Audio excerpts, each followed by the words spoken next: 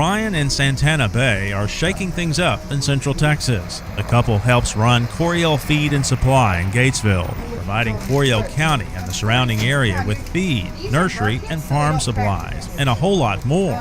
But in the last few years, pecans have become their passion.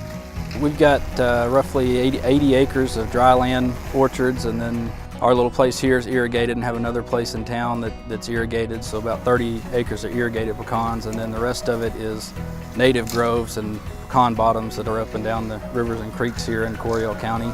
Ryan's from New Braunfels, Santanna's from Shiner. They met at Texas A&M and ended up in Gatesville to help run the family feed store with Ryan's dad and brother.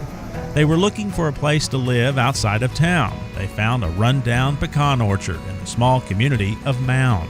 That would begin a journey from supplying farmers to becoming one. The slow progression from getting a tractor and a harvester, and the very first equipment we had was pretty much just salvage equipment that we fixed up and got running, and then we got, after a couple years of growing them here, we had some people contact us about harvesting their pecans, and then from that point it kind of snowballed. Now the couple owns or manages 10 different orchards in the area, some native varieties, some improved, plus they buy pecans from the public. While they do sell some of their pecans wholesale, what they really enjoy is providing them directly to the customer.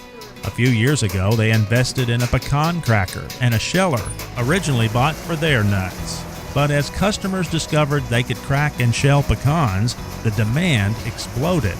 We have people that travel from Dallas and Fort Worth and Taylor and Austin, and so we get a lot of people more than 100 miles away sometimes.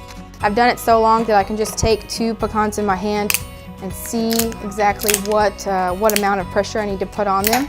Ryan takes care of the orchards. Santanna takes care of the store. It's not just cracking and shelling all day, it's stocking shelves, building relationships with customers, and her personal favorite, taking care of the greenhouse.